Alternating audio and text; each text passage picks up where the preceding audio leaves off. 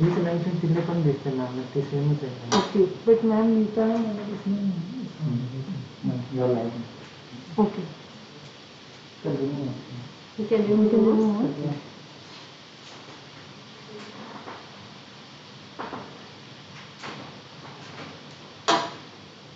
Hello everyone. Good to see you. Welcome back. I think it's more than a month that we all met.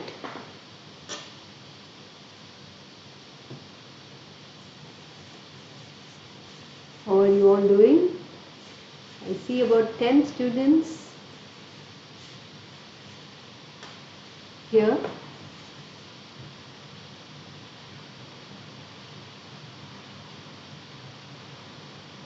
Good to see you all.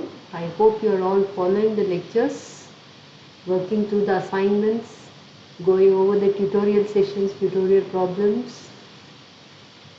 And I do see you have given a list of questions which I will answer. As we answer, you can also chat and put in specific messages. We will try to take it up in this 1 hour. Is that all right? So we'll take our first question. Yeah. First we'll take eigenvalues and eigenfunctions. Correct. Simple example. Yeah. So the first thing he is asked is, why do we always do harmonic oscillator in everything in quantum mechanics? Harmonic oscillator is one of the things which happens even in I'm sure you would have done mechanics problems, right? So the mechanics problems, even if you have a non-trivial potential energy, you try to make the displacement to be small, and you could write the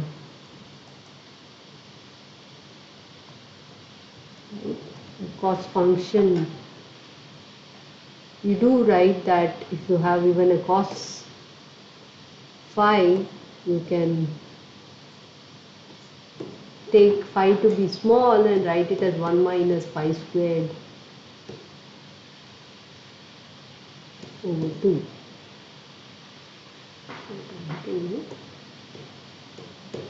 Phi squared over 2. So there are these harmonic approximations even in a realistic potential energy. Suppose V of phi is proportional to this cos phi. You could have realistic situation where you can keep phi to be small and then you have this quadratic potential energy, which is like the harmonic oscillator. Right. So in that sense, understanding harmonic oscillator is always going to show up in many systems, and it's nice to work for situations where you have V of x equal to half x. Okay. So understanding how to do a quantum mechanics problem using a harmonic oscillator is a good idealized situations for many realistic potentials also. So it's nicer to get the AA dagger prescription for the harmonic oscillator. That's one reason why we do the harmonic oscillator. Then eigenvalues And eigenfunctions, somebody has asked. So what is eigenvalue? So whenever you have some operator, right, you can make that operator act on some state. Let's say phi, phi. If it remains the same state with some eigenvalue, this is what we call it as an eigenvalue, and this is what we call it as an eigenfunction of operator A. Okay, so that's the definition of eigenvalue equation. You can write for finite Hilbert space a matrix representation, right? So this will be like, suppose you had a 3 cross 3 three-dimensional Hilbert space, then this can be written as a column vector with components as, I don't know, we can call it as phi 1, phi 2 and phi 3, and then this operator will be a 3 cross 3 matrix, and you will get eigenvalues which you can write for this eigenvector. Some eigenvalue, I don't know what it is, so let me call it as A 1515252. So for this thing you will have 3 eigenvalues, so let me call it as AI or A1. Similarly you can do another state vector which is orthogonal to the state vector, and then the third eigenvector. So you will have 3. If this rank of this matrix is 3, then you will have 3 non-trivial eigenfunctions which are column vectors and 3 non-trivial eigenvalues. Some eigenvalues can be equal, some eigenvalues can be unequal. If all the eigenvalues are unequal, then you say that these 3 wave functions are like non-degenerate eigenfunctions of the operator A. If you find some eigenvalues are same, then you will say that there are, so 2 eigenvalues are same, then you will have 2 functions which are degenerate eigenfunctions. Is this clear? So in continuation with that, Yeah. then we can take this question: why invert space is abstract space? Okay, so this is just one of the postulates of quantum mechanics, that we go in from the known vectors when we write in 3 dimension, right? Just something. How do I go to the next page? Okay.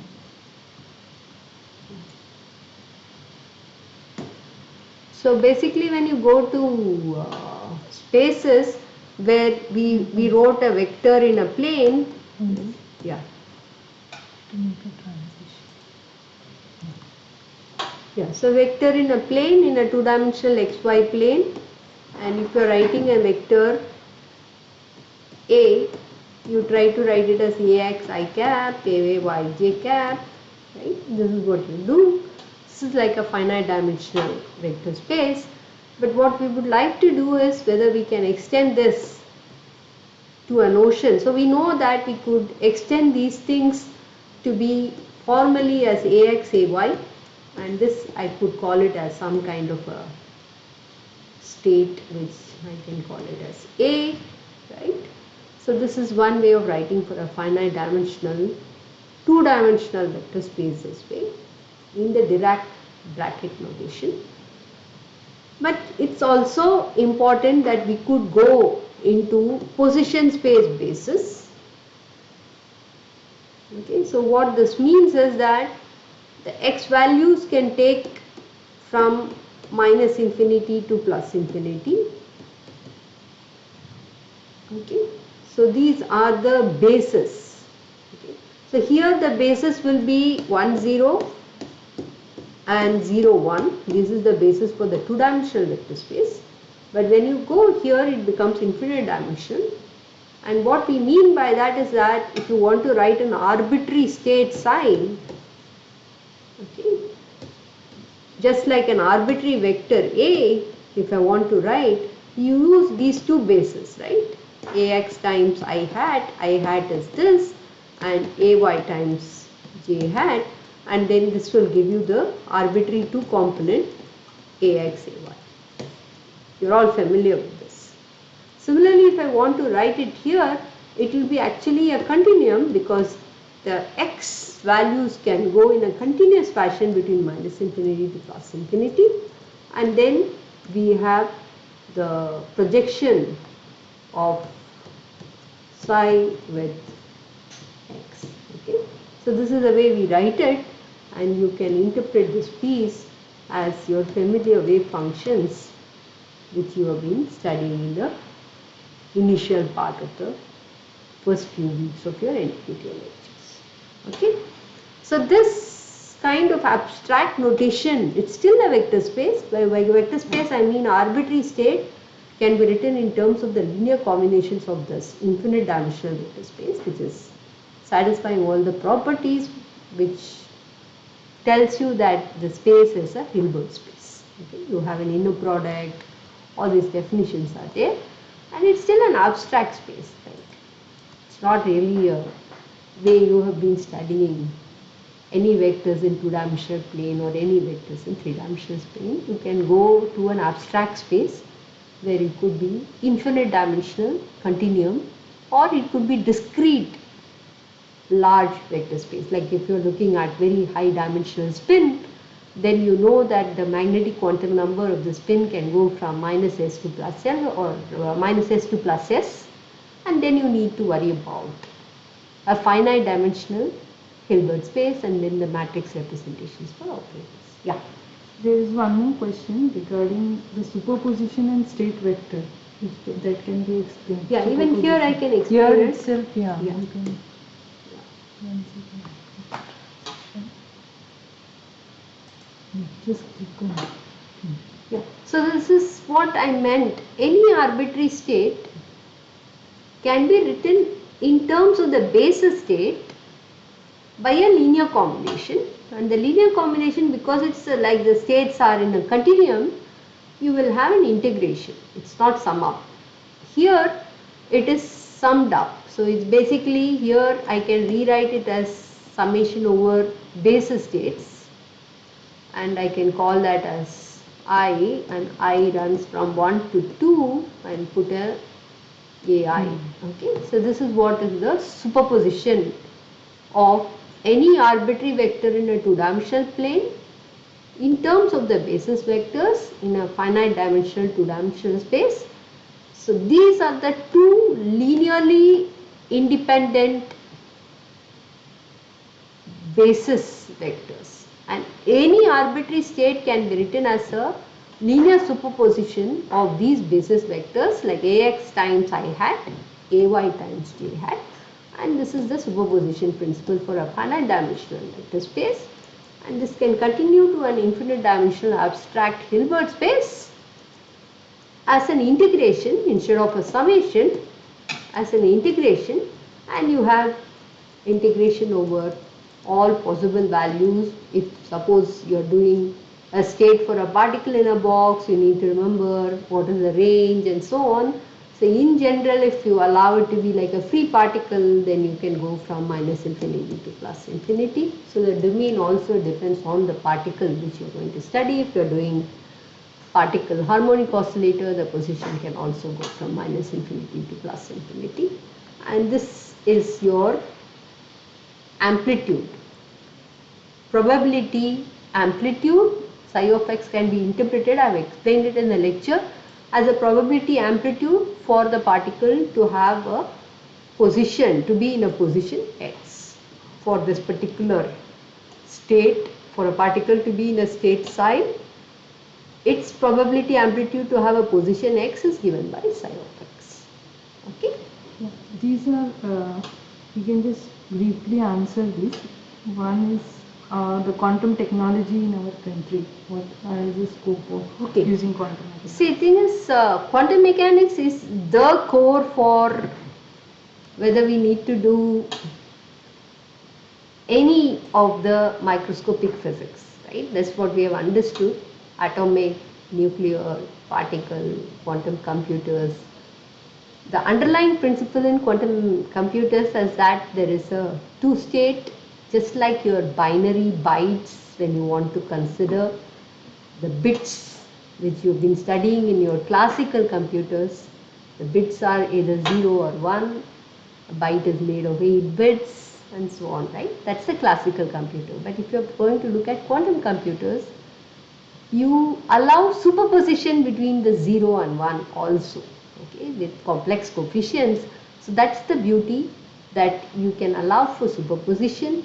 If you allow for superposition, then you do have a little better, why little? You will have a very good, understanding of quantum algorithm, efficient algorithms, and which might speed up and give you more better results.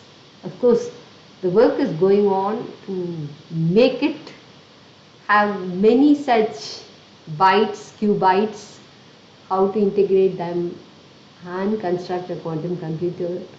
There are still work going on because quantum superposition does have to take care of uncertainty, a lot of other issues which has to be fixed in, and hopefully in the next 10 or 15 years we may all be using a quantum computer. Okay, so this is something which all the Shor's factorization algorithm, in the database, sorting using the quantum algorithms are all being shown to be much more efficient than the existing classical algorithms. In that sense, quantum mechanics plays a very important role. If anybody is interested in these quantum aspects, I'm sure there will be we will locate some lectures and we will share with you, and you can take a look at them. It should be there in the Swayam portal, but we will check it out and let you know. But the focus here is just to teach you the concepts of Dirac bracket notation, on how to handle the states and eigenfunctions, eigenstates for known examples, and also some variants of the known examples. Is that okay? Yeah. How we must represent spin on the Bloch sphere? If plus and minus k are orthogonal, then why they both lie on the z-axis of the sphere? Anand has asked this question and has tried to read many sources, but he has not understood this. Spin on the Bloch sphere. Okay. So I am not sure whether I really understand this situation, but let me try and tell you independently. Okay. So what you're trying to do is you want to put it up on the states on a sphere, right?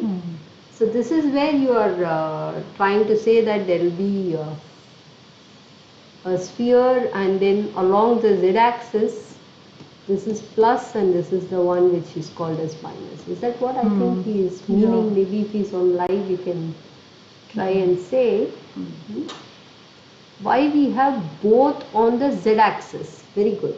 So what does both on the z-axis mean? We basically want the LZ or SZ operator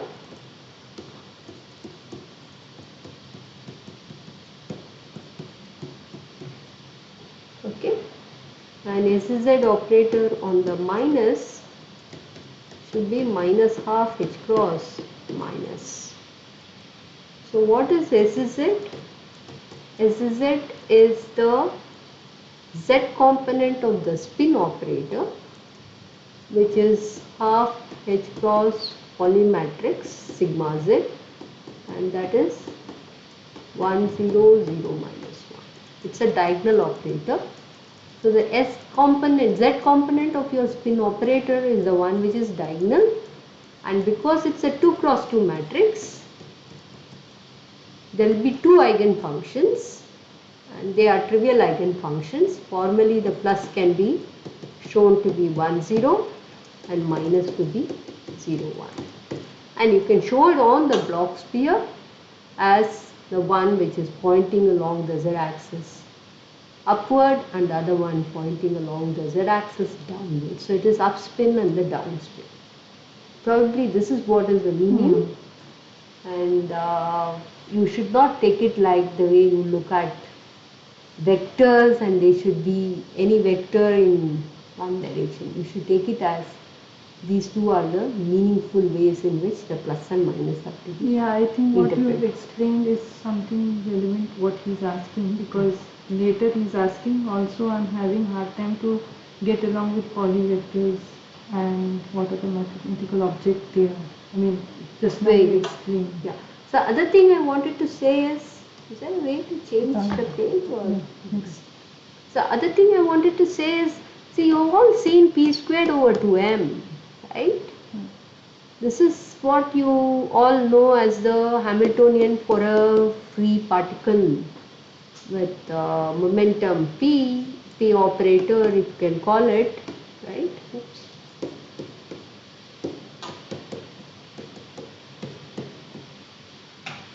There is an equivalent way. Suppose the particle has a spin, okay? There's a neat way in which you can write this out. You can write using sigma dot p, the whole squared over 2. Okay? So this is one way in which you can see how the polymatrices play a role. Polymatrices, you all know the properties of polymatrices. Sigma I, sigma j. If I and j are different, you will get I times epsilon ijk sigma k. But if I and j are same, sigma I squared should be identity. So you'll have an identity delta ij. Okay. So this is what you will have. Okay. So this is a very neat way in which the polymatrices properties, which is just postulated here, but there are ways in which you can argue what is happening, where you can try to put this in as a anti-commutative bracket.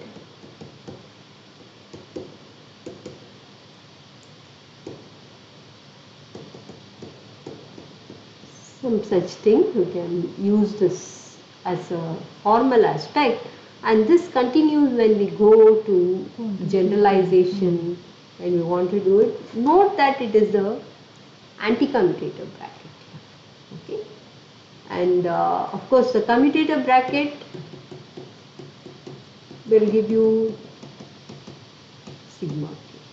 Okay, so this is one thing which, if you remember and do it here, you can write this in this fashion. Mathematically both are giving you the same answer after you introduce this identity into it.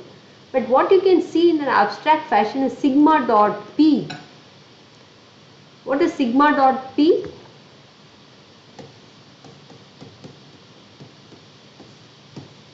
What is sigma dot p? It will be a 2 by 2 matrix, which is sigma z pz, right? So I can write the sigma z value as, let me write the values. Maybe there is a way to erase. Be a way of erasing it. Just press that one. No, this.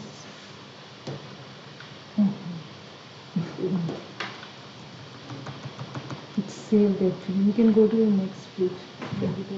So sigma dot p should be technically seen as sigma x px plus sigma y py plus sigma z pz, and you use sigma x as 0 1 1 0, sigma y as 0 minus I 0, and sigma z as 1 0 0 minus 1.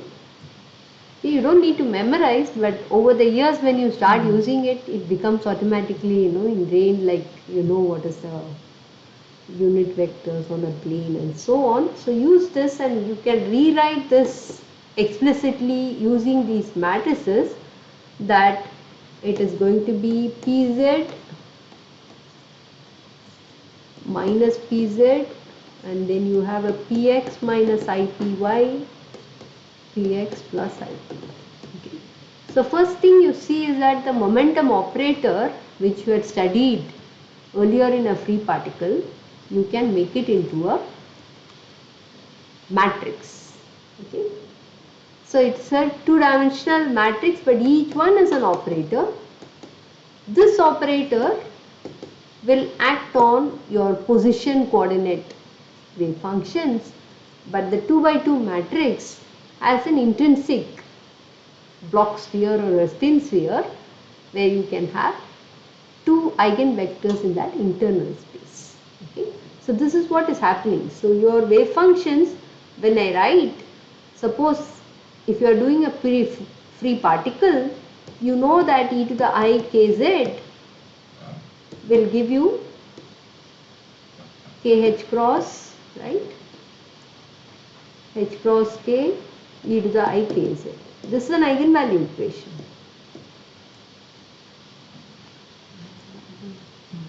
It's an eigenvalue equation. But this is the position space wave function. But you can also have, in principle, I can have a sigma pz. If I want to operate, then I have to do this and the ket. Suppose I do the plus ket. Okay, so this is the wave function and the ket which will give you, the sigma will operate on the ket.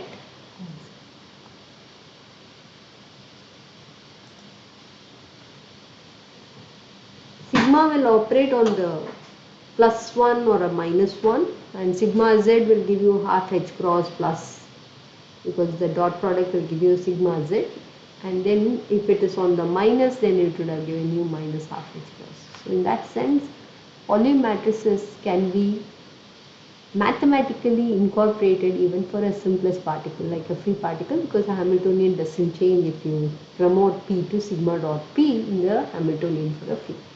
I hope this answers your question. The same person, same learner actually asked for some good books on elementary sources for D algebra, SU2, SU3 volume matrices, basically on advanced mathematical physics. Yeah, so initial parts of SU2, SO3, I have a book called Group Theory for Physicists. You can locate my name. It's a Cambridge University Press, where you can see it. The spinors I have not really touched, but you can, after that you can take a look at Field Theory Primer by Raymond, where he talks about spinors elaborately in the first chapter of the Field Theory Primer by Raymond. Okay? Okay, I will post this maybe later in the. Okay, you can post it on the that, forum. Yeah, so that all of them will get this. Yeah. Which system or unit is used in the expression for Hamiltonian for a Everything, charged particle? yeah, we are using only the SI units. So even though we don't explicitly mention the units, we are going to keep the energy, everything in the SI units. So you don't need to worry about that. Yeah. Okay, now these are three conceptual questions: Fermi golden rule, degeneracy, de Broglie hypothesis, and Dirac delta function. Last time we discussed. I thought I also shared the file at some point to post it. Is it done? The Pengosh notes I shared. Right? But there were some more things which later on I posted. Some properties were still missing. I think this Anand has asked. So has Pashupati seen this, or he has not seen it? He is still asking it here. Why is he asking it here? I don't know.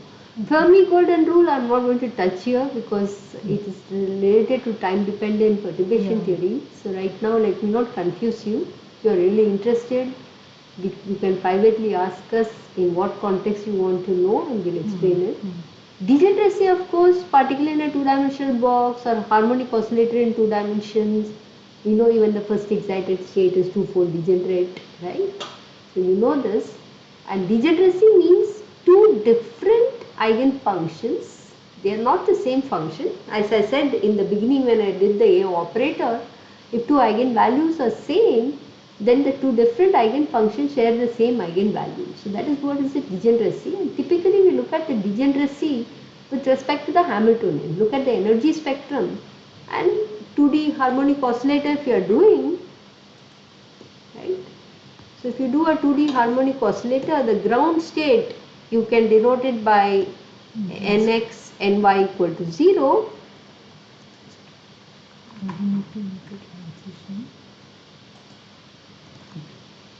And then the first excited state can either be 0, 1 or 1, 0. Okay.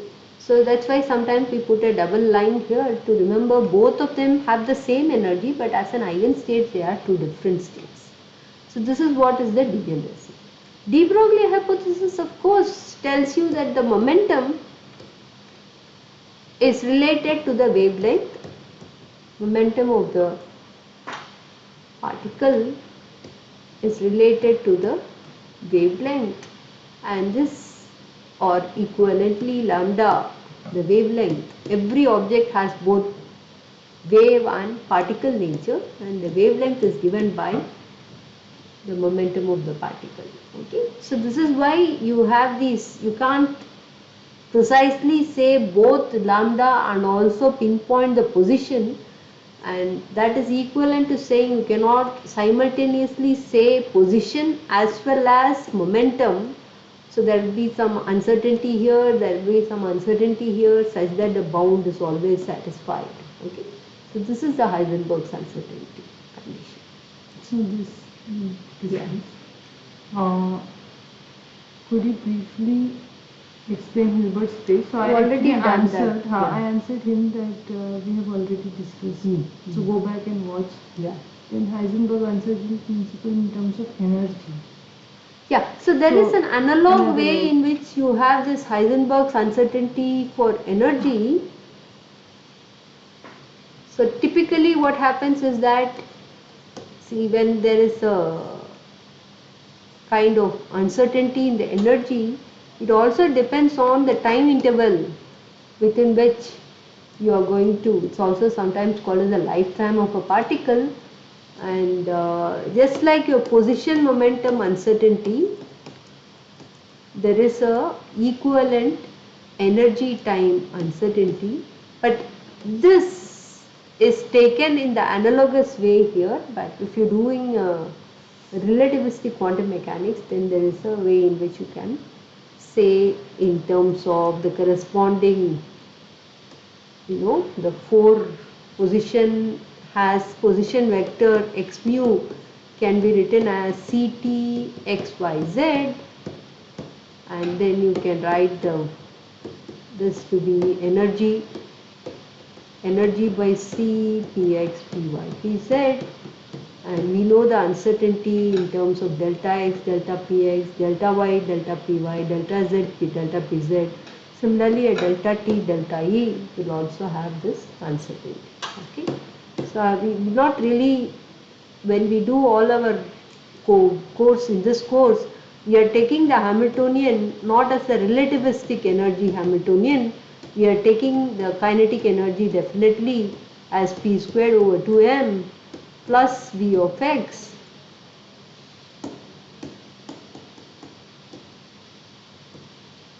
okay. So this p squared over 2m tells you it is non-relativistic.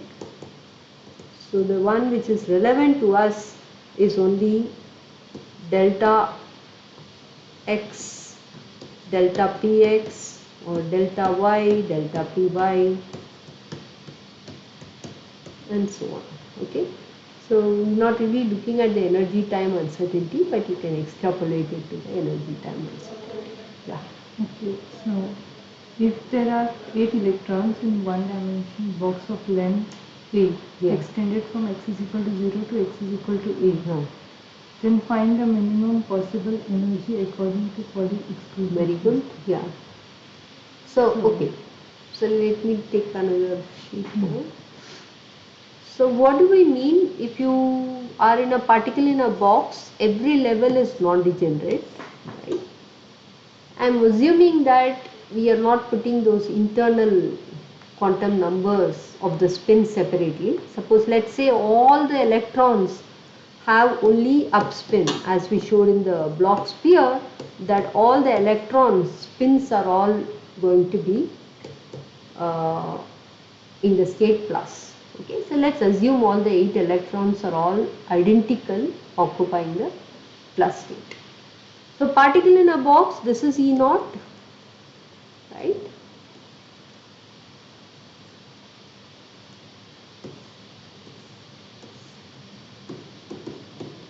And then this will be 4 E naught, 9 E naught, and so on, right? 16 E naught. So I am going to assume that all the electrons are plus state. So let me put the first electron here, and each level is non-degenerate in the one-dimensional box. So the second electron has to go here. Okay, the third electron will go here, fourth electron will go here, and that way what is the highest one which you can get is after 16 it will be 25 E naught will be the fifth electron. So 8th electron will be your 64 E naught is the highest energy level at which the 8th electron. Am I right? Right. So we have to add all the find the minimum possible energy according to Pauli's theory. You have to add up all these energies. That is the minimum possibility. So it will be E naught times 1 plus 4 up to 64. That will be the minimum energy for the electron. If you are doing bosons, what is the change? The minimum energy will be, this is for fermions, 8 electrons.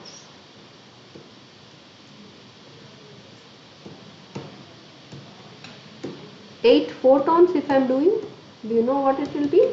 It will be, all of them can sit here. So it will be 8 times E naught. Okay. So which is lower energy? 8 photons will be at the lowest energy, and that is what is that Bose-Einstein condensate. Everything will get crowded in the ground state, the lowest energy. Please answer YouTube questions as well. Yes, so just now you answered. Yeah. This answers. Okay. So, group. Okay, so I have just put this group theory for particle piece. Yeah, I will put the detail so it's in the both program. also, and Varun Dubai, there is another guy who's it's co-authored with.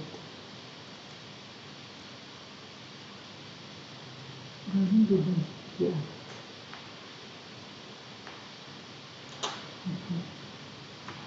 Both me and Varun.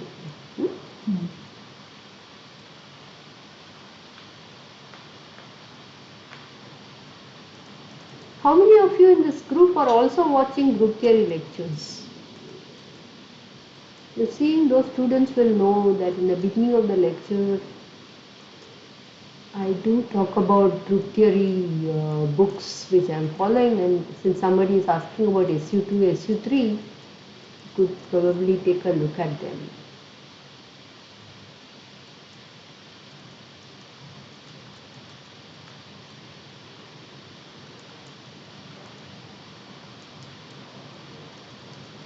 Varun Dubai, D-U-B-Y.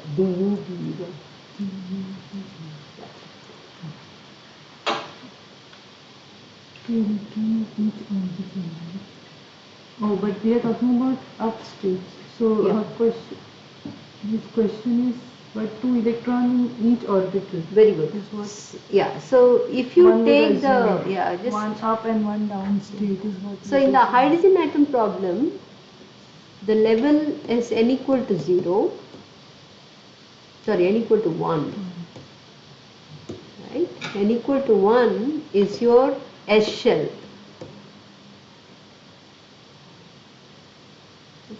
Follow this. It's the S shell. Okay? S shell. So n equal to 1 is the S shell, and what we see is that you can put the first electron with an up spin, which I call it as plus in the earlier slide, and you can put the second electron with a different spin here. So this is what you call it as ms equal to half, and this one is ms equal to minus half. Okay. So in the ground state, n equal to 1, L equal to 0, m equal to 0, that is the ground state of the hydrogen atom is non-degenerate if you don't include spin, but if you include spin, then you can split it up as it can allow a particle with at least a spin half particle, spin half electron with up spin, as well as the spin half particle with down spin. Both can be put in the ground state, because Pauli's exclusion principle tells you that the total node 2 set of 4 quantum numbers should be equal. That's all is the requirement. So n equal to 1, L equal to 0, m equal to 0, ms equal to plus half for 1 electron. Okay, electron 1 electron. there is a second electron can have these three quantum numbers same, but then the last quantum number could be different. Then the set of four quantum numbers are not same for both the electrons, so Pauli's exclusion principle is not violated, and in the ground state you can allow two particles. But what I did in the earlier one is I assumed all the 8 electrons to have only up spin. If the second electron also has up spin, then I have to move to the p shell or the 2s shell. There is no option, whichever is the lower energy. Okay, so you need to worry about if the spins are same, then you can go stack it. If the spins are different, you can put 2 in the each shell. Is that okay? Yeah. Now, if instead of one-dimensional box, we have a three-dimensional box. Yeah. Same problem. Yeah. So the same problem. So three-dimensional box also, but now the three-dimensional box itself will have degeneracy. Over on top of it, you can put degeneracy due to spin by hand, because in non-relativistic quantum mechanics, spin is not a natural entity, as I stressed. But experimentally, you see in the Stern-Gerlach experiment and various other experiments that you need to have an intrinsic spin quantum number. So you add by hand the spin quantum number and make sure that no two particles have the same set of quantum numbers. Is that okay, Shrima?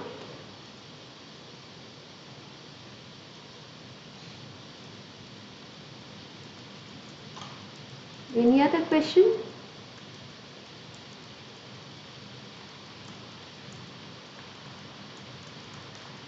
Anybody else has any other question? I think the number is very less. 5, only 5 people. Initially there were 10 people, no? When we started, 10 were waiting, I thought. Yeah. Okay. I think we have answered all the questions. Yeah, they can put it on chat if they still have anything. We can reach. For each electron is energy E0. In terms of E0, right? Yeah, so you can do that. Let me do it for the 3D box to clarify what you're asking. Okay. So 3D box will have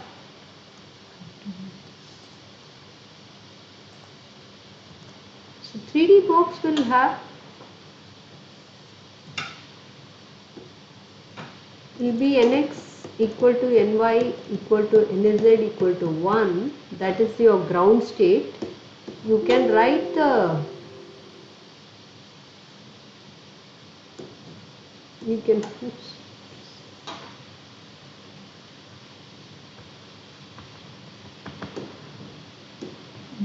go to full screen. Just.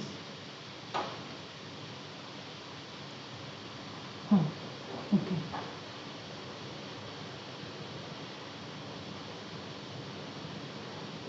This was okay. I can do it again, not a problem. So 3D box. Oh, it's not. Okay.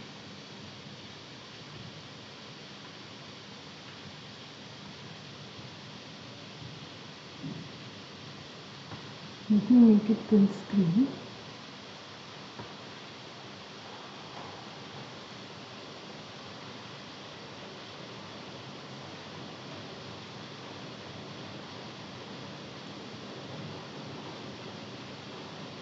View. Okay.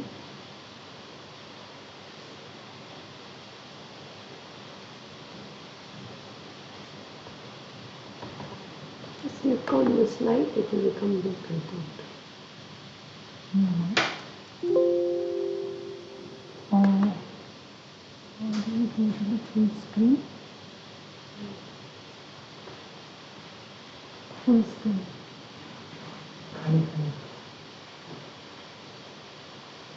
Here?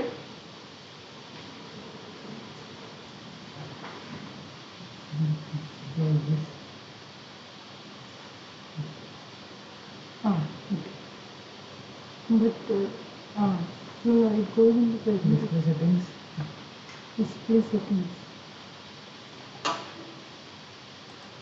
Duplicate slide. Okay. Okay, so 3D box, first ground state is, let me formally write it as 3 times E naught, where E naught is your n squared, sorry, not n squared, pi squared h cross squared by 2m l squared, where the cubical boxes of length l, right?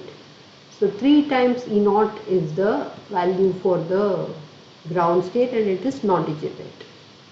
The next level is actually threefold degenerate, because this is nx equal to ny equal to nz equal to 1. Here you will have nx is 1, ny nx is 1, ny is 1, and the other one is 2. Then you can have 2, 1 and 1, and then you can have 1, 2 and 1. So there will be 3 possibilities for your threefold degenerates. Huh? It's not easy. Oh, why it is coming back? Why it's not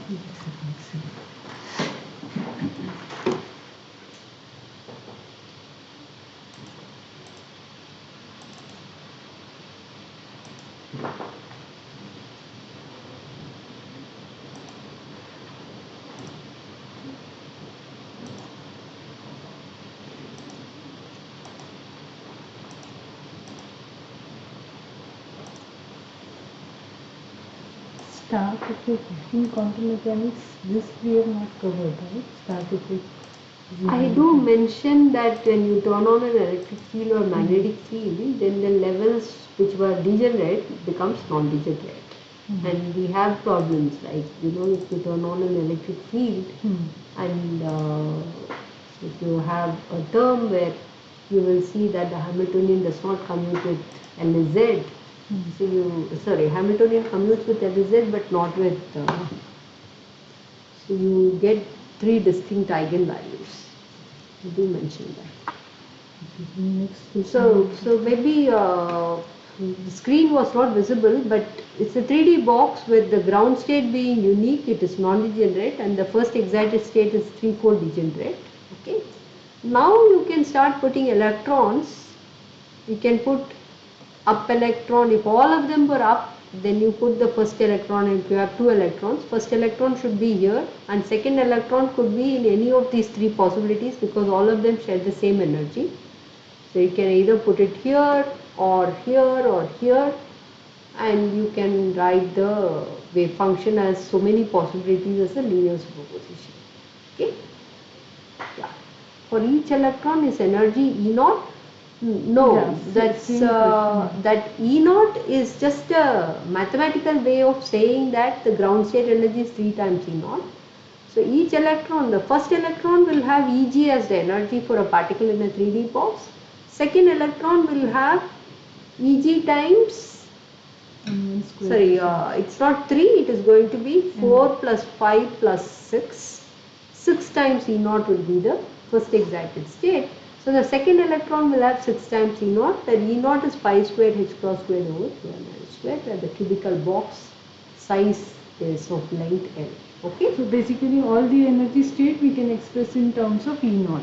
That's why you see E naught. Yeah, but this E naught has nothing to do with every electron has energy. In terms of Stark effect in quantum mechanics. Yeah, Stark effect and your Zeeman effect. The Zeeman effect is turning on your magnetic field, so you can have an L dot B, and if B is along Z direction, okay. So suppose let's say the B is along Z direction, then this can be rewritten as LBZ, okay. So what happens is that all your states which were NLM, if you try to, so let's say that this is the perturbation, okay, H perturbation, which is added to your hydrogen atom problem. Hydrogen atom problem is p squared over 2m, plus V of R. Right? You know that this Hamiltonian commutes with Lz, right? And then you also know that H commutes with L squared. And you find that the eigenstates are simultaneous eigenstates of Lz and L square. That's why we write the states as L and M in general. And Hamiltonian also has a principal quantum number n, so that's why H gives you En Ln. Right?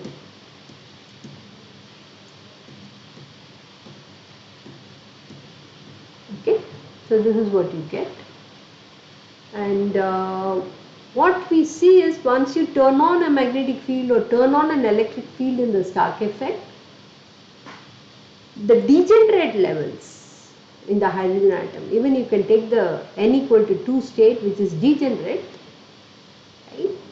That degenerate level, because the Lz, which is going to give you the magnetic quantum numbers, they are going to be different. This Hamiltonian, let's look at the n equal to 2. n equal to 2, what is the degeneracy? If I don't include spin, it is n squared. So there will be 4 states here. Out of 4 states, this state is what I call it as the 2s shell, and these 3 belongs to 2p shell. Right? What is s shell? S shell corresponds to L equal to 0. And the 2p has corresponding magnetic quantum number to be -1, +1 and 0, right? So that's why it's 3-4 degenerate for the hydrogen atom. But if I turn on this perturbation, what happens? This perturbation will change the eigenvalues, right? So your total Hamiltonian, which is H plus H perturbation, if you operate on NLM, tell me what will happen. You will have En plus the correction from here, which will be MH cross Vz added to it times NLM. Okay. So what does this tell me? The eigenvalues are, initially it was En, but when you have a non-trivial magnetic field, at least the p shell splits.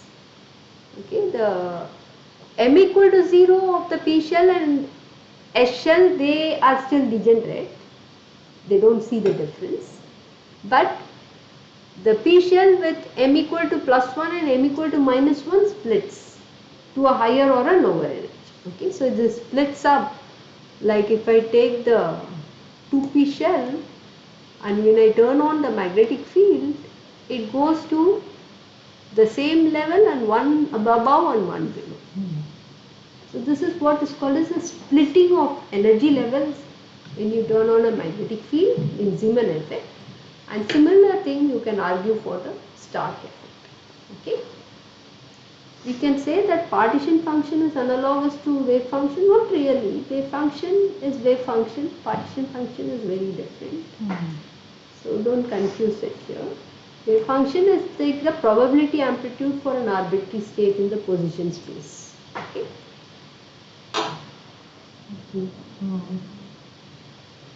So there will not be 2 electrons in each energies. Quantum mechanics versus statistical mechanics, please.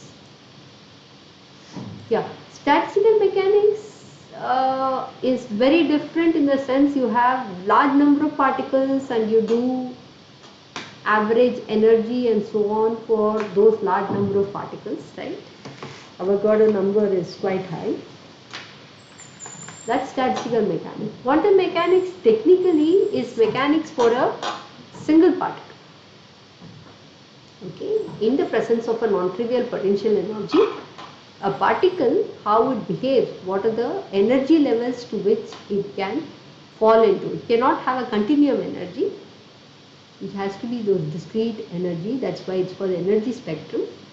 And you're looking at the mechanics of a single particle, not multi-particle. Even if you're doing multi-particle, you try and treat it to be like If you're doing hydrogen atom, it has a proton and an electron. Technically, you look at it as a center of mass coordinate system where you treat, it's like an electron feeling an effective potential, which is a 1 over r potential, where r is a relative coordinate. Is that okay? So we're trying to do always in quantum mechanics that what is the particle, a single particle in the presence of a potential energy. Yeah. So you don't really talk about statistical mechanics. Yeah. So let me ask if there are other questions.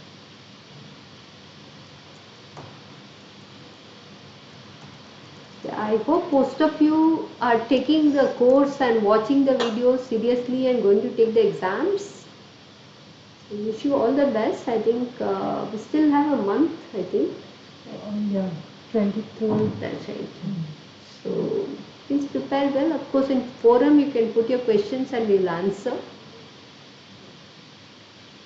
And let us know if you need anything. You can always ask on the forum. What is the future of quantum technology? This is the final See, the thing is, as I said, the world is tending towards quantum now. There are a lot of things happening. Yes, teleportation is what you're meaning. A lot of developments are happening, but let me not, I don't want to give my view. Future citizens, all your young people will face it. See, I remember when I was a student, catching hold of a desktop to type my 15-20 page of my master's thesis. I couldn't get. I had to handwrite and go to a typewriter outside, sit with him and get it written, and then by hand I used to write the equations. I never thought in 30 years everyone will have a network with a mobile where you can see everything, you can click a photograph. I did not even think how the future is going to be, and we see a complete transformation of the life. And even in this pandemic time, because of this online life where you can take lectures, you can participate in interactions, I think it won't be exactly like what you do in a classroom, but definitely it is not hampered the network and www, which was like an alien word. I know my parents used to ask me, what is this www, couple of years ago, but even now any person knows what is the web, what is the internet. Everyone has it in their mobile. So I am hoping that the quantum technology will take a drastic transformation in the next 1 or 2 decades and help us with much more high efficient algorithm, the speed, everything. So let's be optimistic. Beyond that, I don't have an answer right now. Yeah. Actually, in these last 2 years of pandemic, we have actually moved forward by a decade is what I feel. We never expected that things would go so fast and we will handle things so well. Online teaching and training, everything. So it may take one more leap and then we may reach something better. So it's been a challenge to every person in every phase of life, and I think we have all gone through it. Yeah, and come out as a learned person. So thanks to the internet actually. Yeah. So one showing your cat, whether you are a superposition of a cat being alive or dead, these are the things which is being speculated, and this is just to give a feel of, unless you go and see inside the box whether it's alive or dead, you cannot validate it. If you are away, it's a superposition of them, and that's the way things are. As long as you don't tamper to do a measurement which slit it went through, nobody knows. You see an interference pattern in a double slit experiment, and if you try to go and tamper it to see which slit it went, you actually locate the particle nature or locate the position. So you lose the interference pattern is what nature has shown us experimentally. So in that sense, it's a dual nature. You have, every object has both wave and particle nature, and depending upon what you are probing or what your detector is doing, sometimes you get, particle nature or wave nature. Okay? Yeah. So with this, let's stop, and any other things you can take it up during the live session. No, sorry, during the forum in the portal, and we will answer it. I don't think we have time for another live session. Okay. See you all. Wish you all the best for the exam and do well. Okay. Okay.